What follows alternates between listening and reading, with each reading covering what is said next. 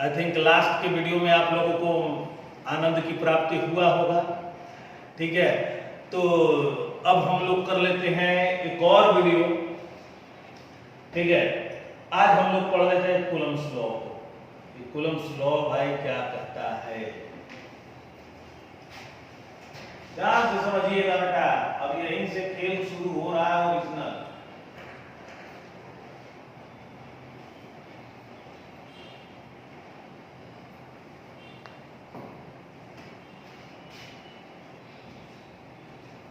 Coulomb's law चलिए देख लेते हैं। कूलम्स साहब ने, इनको साहब बोला ज्यादा बेहतर है, टेंशन दे देते हैं। हमने तो एक एक तो खोज कर लिए, ठीक है, और स्टूडेंट के वक्त पढ़ गया पूरा। न्यूटन भी वही काम करते गए, कूलम भी वही काम। तो स्टूडेंट बढ़ा के साइंटिस्ट बढ़ा, तो हमारे तरफ से तो स्टूडेंट बड़ा होगा। कूलम्स लॉ इन्होंने सबसे पहले जो लिया, दो स्टेशनरी चार्जेज लिया। ध्यान से समझते रहिएगा, सुनते रहिएगा। दो स्टेशनरी चार्जेज लिया। क्या चीज लिया? दो स्टेशनरी चार्जेज लिया, दो रेस्ट चार्जेज लिया। और इन्हीं चार्जों के लिए ये अपना स्टेटमेंट लिए थे। मैं भी मान लेता हूं कि ये Q1 चार्ज है और दूसरा क्या चीज है? Q2 charge. पहला बात इन्होंने बताया इसके बारे में, इन दोनों के बीच का सेपरेशन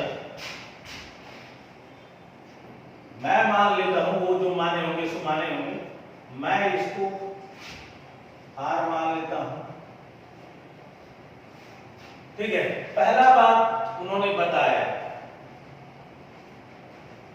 कि जो इन दोनों के बीच में फोर्स लगता है, स्वाभाविक सी बात है, दोनों चार्ज है और दोनों चार्ज एक दूसरे के ऊपर फोर्स लगाएगा ही लगाएगा। तो जो इन दोनों के बीच में फोर्स लगता है, वो फोर्स जो होता है inversely proportional to the square of the separation between both particles, between both particles. ठीक है, and directed along the line joining. कैसे directed? Directed along the line joining. कहने का मतलब है कि जो ये फोर्स लगाएगा इधर की तरफ डायरेक्ट होगा, F1 2 मैं मान लेता हूं, ठीक है, F1 2, और दूसरा चलो पहले चलो ठीक है, दूसरा ये चीज F2 1, ये चीज ध्यान से सुनते रहिएगा। मैंने क्या बोला? मैंने नहीं, कूलम्स साहब ने बोला कि इलेक्ट्रोस्टैटिक फोर्स या बोलो coulombic force is inversely proportional to the square of the separation between both particle and directed along the line joint, directed along the line joint। कहने का मतलब लिख लीजिएगा, मैं बोल दे रहा हूं, according to this law, force, electrostatic force between two charges, two particles is inversely proportional to the square of the distance between both particles and directed along the line joining, directed along the line joining। मतलब क्या हुआ इसका कि F is inversely proportional to the, ये बात उन्होंने कहा था। अरे वेक्टर फॉर्म पर आऊंगा, ठीक है, पहले देख लेते हैं इसका नॉर्मल स्टेटमेंट। दूसरा चीज क्या इन्होंने कहा था कि जो फोर्स होता है वो directly proportional to the product of both charges, directly proportional to the product of both charges, यानी कि ये field directly proportional to Q1 Q2। चलो एक हो गया, दो हो गया। अब फ्रॉम इक्वेशन 1 and 2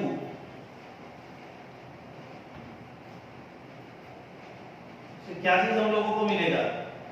ये मिल जाएगा Q1 Q2 अपॉन में R स्क्वायर, ये देखने के लिए मिलेगा। तो यहां पर जब हम लोग ये प्रोपोर्शनैलिटी हटाते हैं, ये कौन सा फॉर्म है? ये नॉर्मल फॉर्म है, ठीक है। जब प्रोपोर्शनैलिटी हटाते हैं तो अपने को क्या चीज देखने को मिलती? ये कर दो 1 2 लिखो, दोनों फोर्स आपस में बराबर ही होगा। इसको ऐसे करो, ज्यादा बेटर हो जाएगा। दोनों में से कोई भी फोर्स आप ले सकते हो।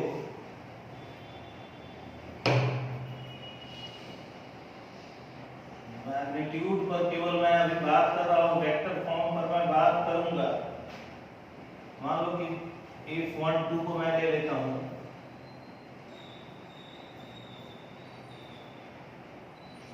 तो यहां पर जो मिलेगा अपने को कि Q1 Q2 अपॉन में where K is constant, electrostatic constant या कूलम्बिक कांस्टेंट भी बोल सकते हो। कांस्टेंट लिख दो, एंड वैल्यू ऑफ K, इसको हम लोग एक और चीज लिख सकते हैं। मैं F12 को केवल एक लिख देता हूं, थोड़ा सुविधा पड़ेगा हमको। K को 1/4 pi epsilon not Q1 Q2 upon में R स्क्वायर भी लिखा जा सकता है। मतलब यहां पर K का जो वैल्यू होगा वो हो जाएगा 1/4 पाई एप्सिलॉन नॉट, ठीक है। आगे F इज इक्वल टू, अब 1/4 पाई एप्सिलॉन नॉट का वैल्यू मैं आपको बताना चाहूंगा 9 × 10 to the power 9। 9 × 10 to the power क्या हो जाएगा? 9 हो जाएगा, और Q1 Q2 अपॉन में R। ये फाइनली हो सकता। अब ध्यान देने वाली बात है कि ये जो कहलाता है permittivity of free space, permittivity of free space, permittivity के ऊपर हम लोग एक लेक्चर करेंगे, लेकिन पहले समझ लेते हैं परमिटिविटी ऑफ फ्री स्पेस। इसका जो वैल्यू होता है वो 8.85 into 10 to the power minus 12।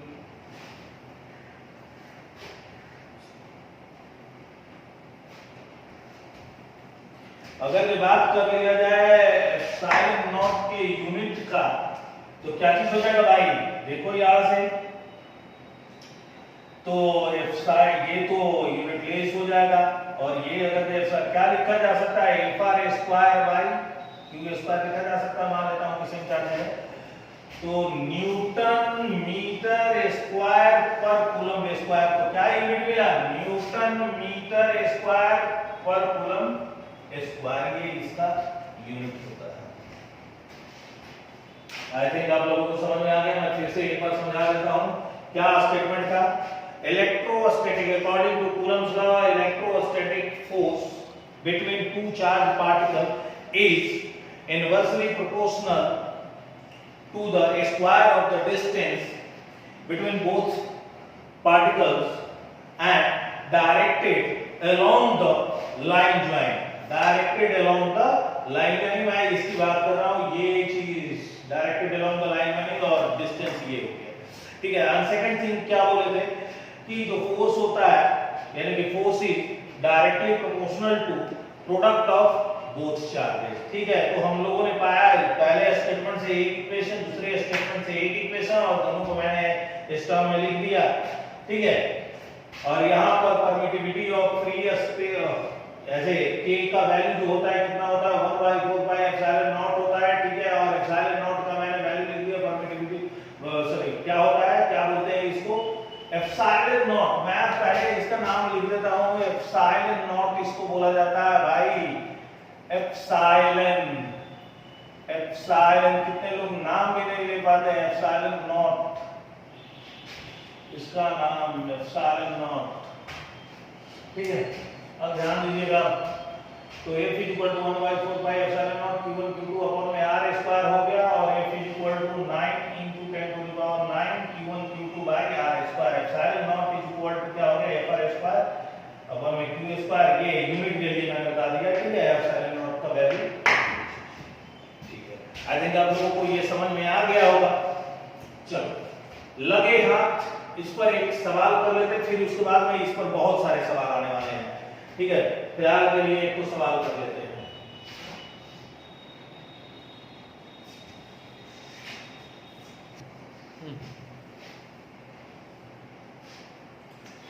तो चलिए एक छोटा सा, मान लो कि अपने इंस्टीट्यूट के ऊपर एक चार्ज है, अपने इंस्टीट्यूट के ऊपर एक चार्ज है जिसका की वैल्यू, ये इंस्टीट्यूट मैं बना देता हूं, अपना इंस्टीट्यूट है, एग्जांपल कर रहे हैं। सॉरी यार, ये कलर जो है बड़ा दिक्कत वाला है, लाइव क्लास में तो समझ में आ जाता है, लेकिन वीडियो में थोड़ा सा, ये मैं मान लेता हूं कि ये मेरा इंस्टीट्यूट है। ठीक है, इस इंस्टीट्यूट के टॉप पर एक एग्जांपल ले लेते हैं, इस इंस्टीट्यूट के टॉप पर 5 कूलम का चार्ज है, और मेरे घर के ऊपर, ये मेरा घर हो गया, मेरे घर के ऊपर मान लेता हूं 4 कूलम का चार्ज है, और दोनों के बीच 3 किलोमीटर का डिस्टेंस है। तो भाई सवाल ये उठता है कि दोनों चार्जेस के बीच में कितना फोर्स लग रहा होगा। ऐसा मत बोलिएगा कि 3 किलोमीटर तो बहुत दूरी हो गया, तो मैं आप लोगों को पहले ही बता दे रहा हूं, वैसे आगे बताऊंगा कि जो इलेक्ट्रिक फील्ड होता है वो एग्जिस्ट अप टू इंफिनिटी, ध्यान रखिएगा। और इलेक्ट्रिक फील्ड जब इंफिनिटी तक होगा तो फोर्स भी स्वाभाविक सी बात है, इंफिनिटी कम लगेगा, लेकिन लगेगा जरूर, नेग्लिजिबल होगा लेकिन होगा जरूर।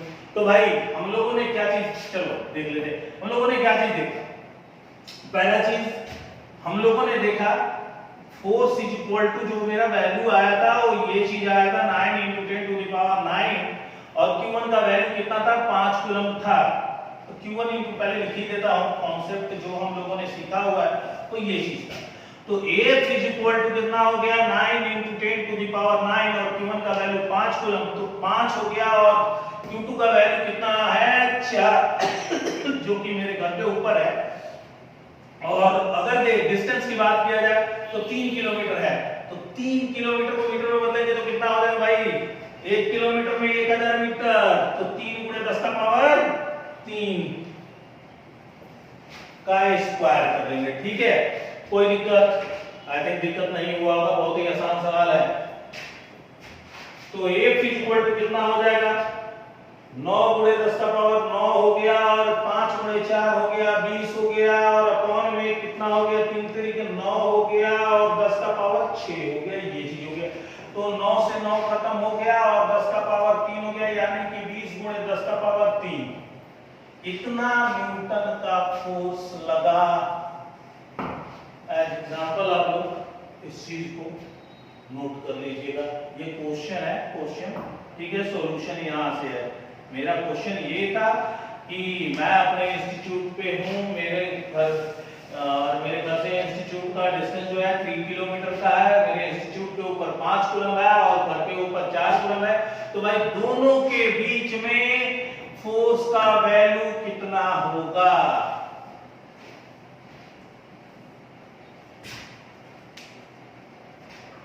फिर अब चलिए ऐसे सब सवाल आप लोग करते रहिएगा, ठीक है।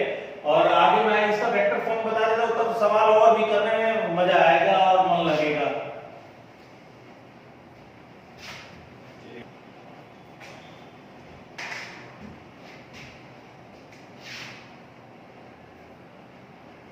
चलो vectors form of coulomb law ये लिख देता हूं, vectors form of coulomb law.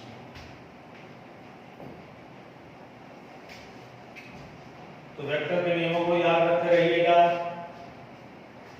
क्या बोले थे कूलम्ब साहब, अब थोड़ा सा इसको डिटेल से और कायदे से समझते हैं। क्या बोले थे, पहला स्टेटमेंट कूलम्ब साहब ने बोला था कि भाई जो दोनों चार्जेज है उसके बीच जो फोर्स लगता है, वो फोर्स जो होता है उन दोनों चार्जेस के बीच के डिस्टेंस के स्क्वायर के इनवर्सली प्रोपोर्शनल होता है। और डायरेक्ट कैसे होता है, अलोंग द लाइन ज्वाइनिंग होता है। कैसे होता है, अलोंग द लाइन ज्वाइनिंग होता है। और दूसरा स्टेटमेंट उन्होंने क्या बोला था कि जो फोर्स होता है वो product of is directly proportional to product of both charges होता है। ये बात उन्होंने बोला था। तो देख लेते हैं यार कि क्या चीज बोला। तो इसको थोड़ा सा वेक्टर फॉर्म में समझते हैं, पहले तो ड्रॉ कर लेते हैं। बहुत लोग वेक्टर फॉर्म का केवल स्टेटमेंट लिख देते हैं जो कि गलत होगा। इसको दिखाइए बाय फिगर कि कहा क्या जा रहा है। तो मैं ये एक्स एक्सिस दिखाइए, और वैसे ना भी नहीं लोगे तो कोई फर्क नहीं पड़ेगा, मैंने बस सुविधा के लिए। और यहां पर मैं एक चार्ज मान लेता हूं Q1 और यहां पर एक चार्ज मान लेता हूं Q।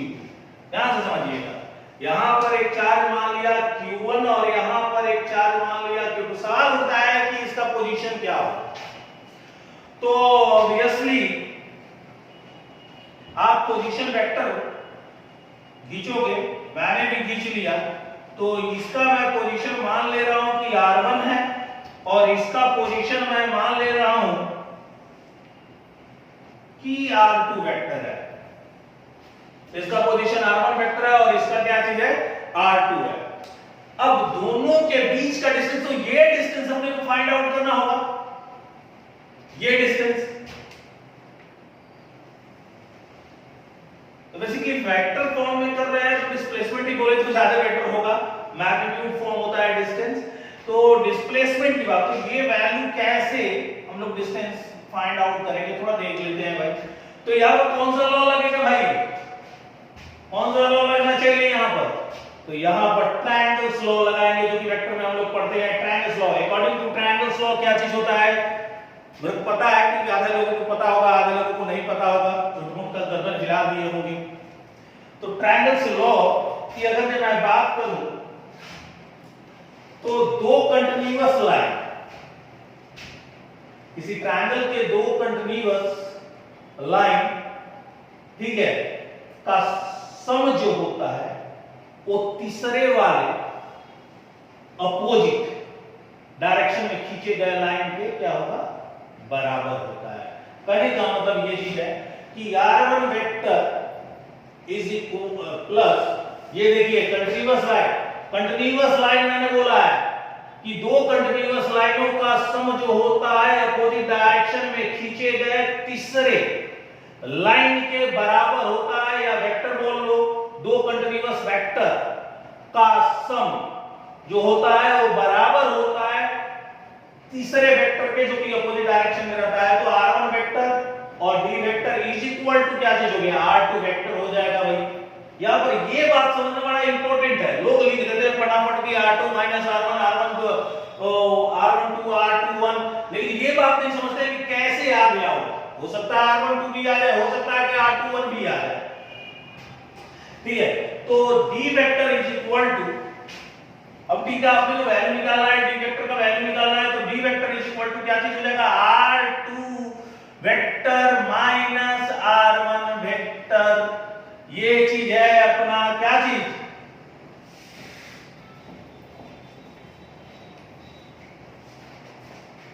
डिस्प्लेसमेंट वेक्टर का वैल्यू है। इसको लिखा कैसे जाएगा, तो R21, इसको लिखा कैसे जाएगा, R21, और ये किसके बराबर हो जाएगा, R12, नेगेटिव में R12 के ही बराबर लिखा जा सकता है। अपोजिट की बात मैं कर रहा हूं, जैसे कि अपोजिट की,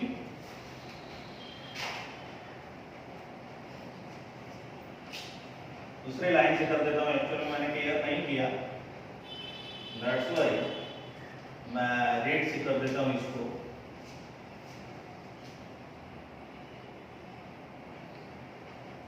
ये चीज हो गया और R12 ये चीज हो जाएगा।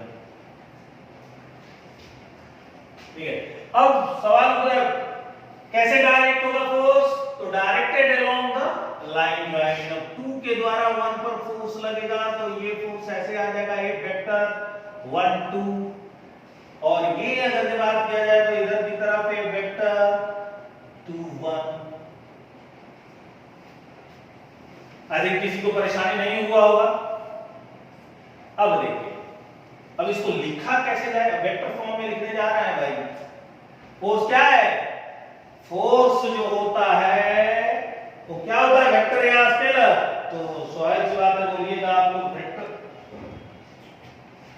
स्वाभाविक सी बात है आप लोग बोलिएगा वेक्टर।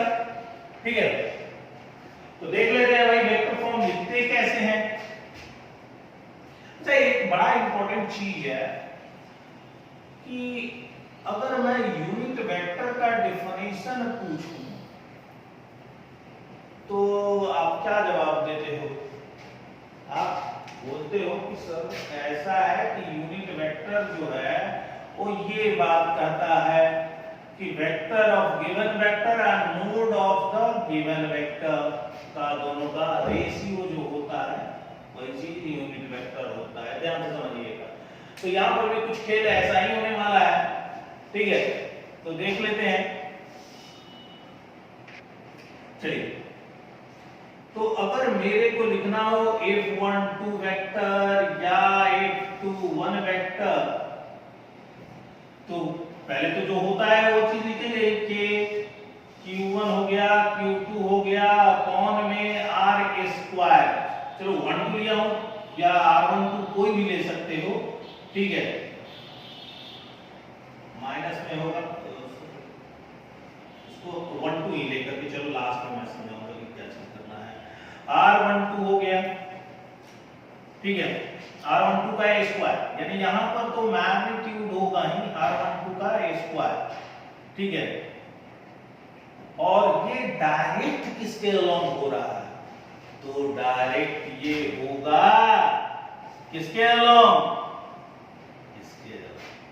डायरेक्ट किसके अलोंग होगा, इसके अलोंग होगा। अगर आगे मैं बात करता हूं, आगे मैं बात करता हूं तो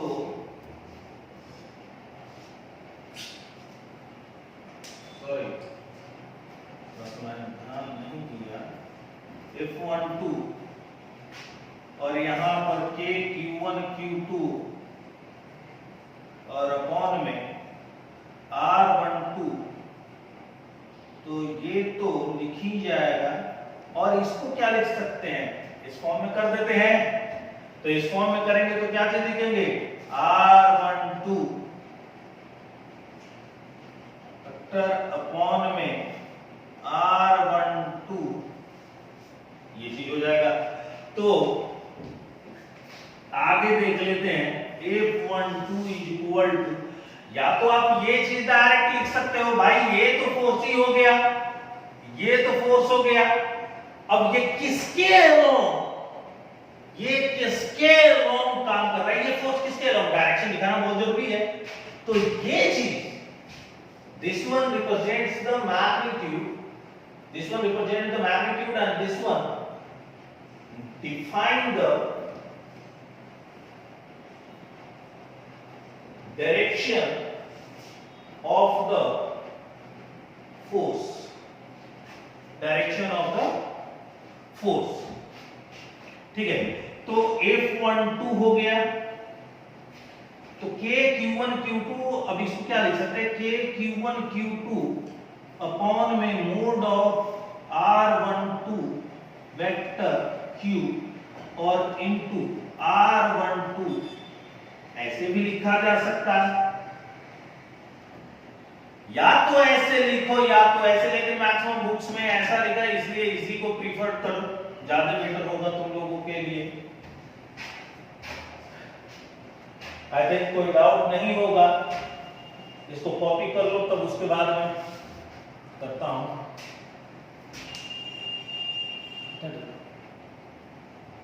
कॉपी तो वीडियो पॉज करके कर सकता है ना। थोड़ा देर हाँ बस रुक जाइए 5 सेकंड क्लिक करता है। तो आगे बढ़ते हैं,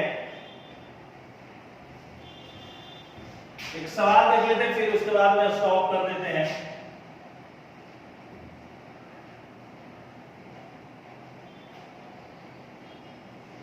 और फिर अगले लेक्चर में हम लोग केवल और केवल सवाल देखेंगे। आज बस एक सिंपल सा सवाल करा देता हूं।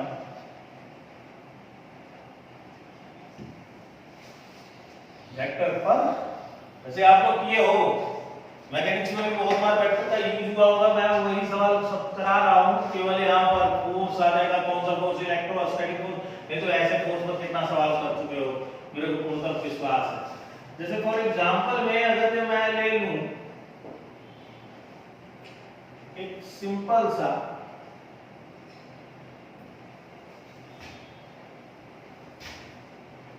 मान लेता हूं कि Q1 है यहां पर, Q2 है यहां पर और यहां पर Q3 है। चाहे न्यूमेरिक वैल्यू ले लेता हूं एग्जांपल के टर्म में, न्यूमेरिक वैल्यू ले लेता हूं, ज्यादा बेटर समझ में आएगा। 1 कूलम है, 2 कूलम है और 3 कूलम है, ऐसे A B C। अब आपसे सवाल पूछा गया कि what will be the value of force on C,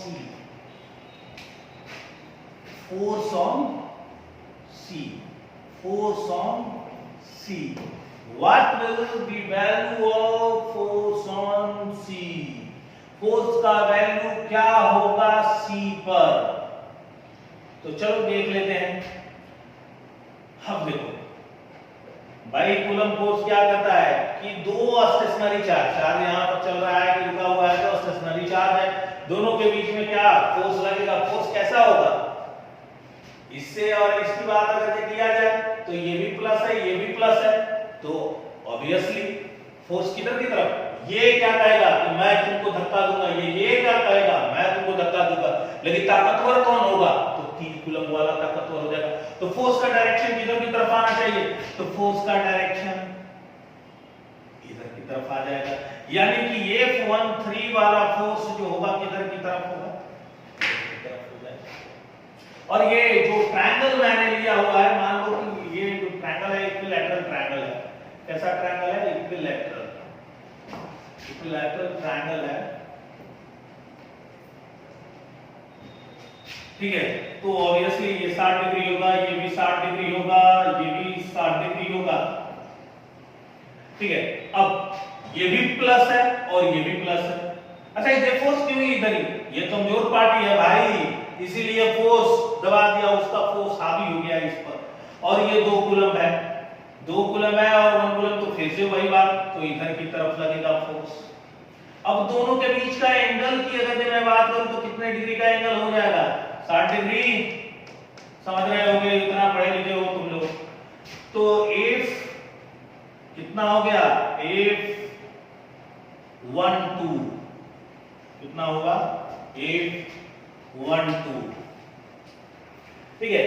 अब हमारा क्या टारगेट होना चाहिए, तो भाई बैठाते हैं हम लोग, देखते हैं कौन सा चीज हो जाएगा।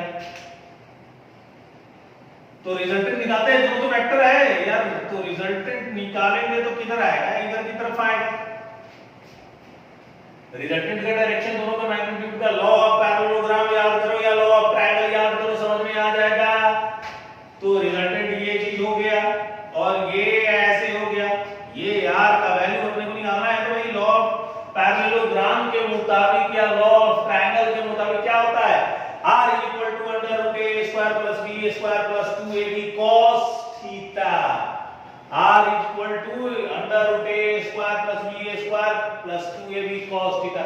चलो लिख लेते हैं, सबसे पहले तो इसका वैल्यू निकाल लेते हैं, चलो लिख लेते हैं, फिर उसके बाद में बारी बारी से वैल्यू निकालेंगे। तो r equal to under root a square plus b square plus 2ab cos theta,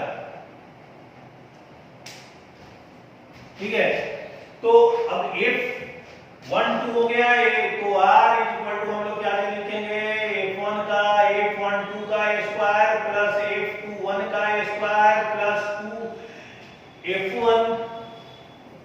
2 into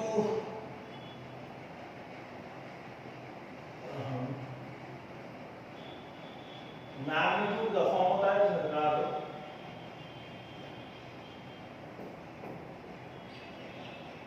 और F21 और इनटू cos थीटा। थीटा का वैल्यू कितना है? दोनों के बीच में लॉग पैरेललोग्राम को याद करो, दोनों के बीच में बनने वाले एंगल कितना? 60 डिग्री। दोनों वेक्टर के बीच में कितने डिग्री का एंगल? 60 डिग्री। तो cos क्या हो गया? 60 डिग्री हो गया। यानी कि अगर मैं F12 की बात करूं, यहां पर निकाल लिया जाए F12 क्या कह रहा है क्या नहीं कह रहा है। तो F12 की तो अगर मेरे को तो निकालना हो तो मैं तो 2 मिनट में निकालूं, लेकिन आप लोग समझिएगा इस चीज को। F12 यानी कि के 9 into 10 to the power, के को तो ऐसे ही रख दो यार, फालतू का समय बर्बाद करने से कोई फायदा नहीं है। और 3 into 1 हो गया, और दोनों के बीच का डिस्टेंस तो मैंने कुछ दिया ही नहीं था सवाल में। लिख लेते हैं 1 मीटर, लिख लेते हैं 1 मीटर। इक्विलैटरल है तो बराबर ही होगा, 1 मीटर लिख लेते हैं। तो 1 हो गया, यानी कि यहां पर इसका वैल्यू कितना आया? 3k आ गया। इसका वैल्यू कितना के बराबर आ गया? 3k के बराबर। F12 की बात, ये सभी यार F12 तो ये ना हो जाएगा 1 2 यानी कि 2, तो यहां पर जो हो जाएगा 2k हो जाएगा। और F21 की अगर जब मैं F13 की बात मैं करूं तो कितना हो जाएगा? k into 3 into 1 यानी कि, और अपॉन में 1 भी लिख दो, तो 3k हो गया। तो अब अगर के यहां पर बात कर लिया जाए, दोनों को पुट कर दिया जाए, तो 2k का कितना हो गया? 4k स्क्वायर हो गया, प्लस 13 है, 4k स्क्वायर हो गया, और फिर 9k स्क्वायर हो जाएगा, और फिर प्लस 2 into 2k लिख लेता हूं, सुविधा पड़ेगा समझने में। और cos 60 डिग्री का वैल्यू कितना? 1/2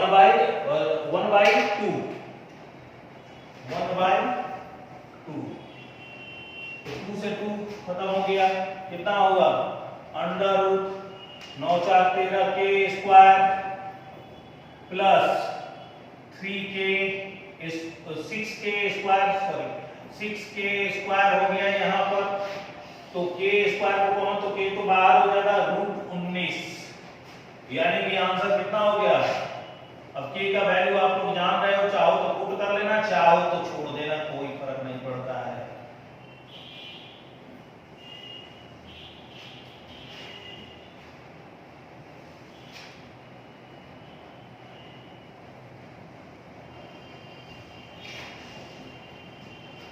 ठीक है भाई, मैं समझता हूं कि समझ में आ गया होगा। और भी सवाल इस टाइप से करेंगे, लेकिन अगली क्लास में।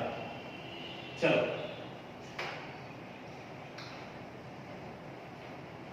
धन्यवाद भाई।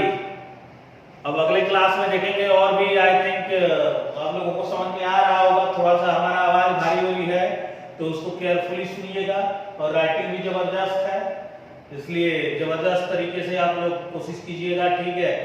और एक बात और मैं कहूंगा कि एचसी वर्मा का एक्सरसाइज बनाइएगा, जिन लोगों को पसंद होगा वो लोग बनाएंगे, क्योंकि एचसी वर्मा बहुत ही कॉन्सेप्चुअल बुक है, मैं प्रिफर्ड उसी को करता हूं।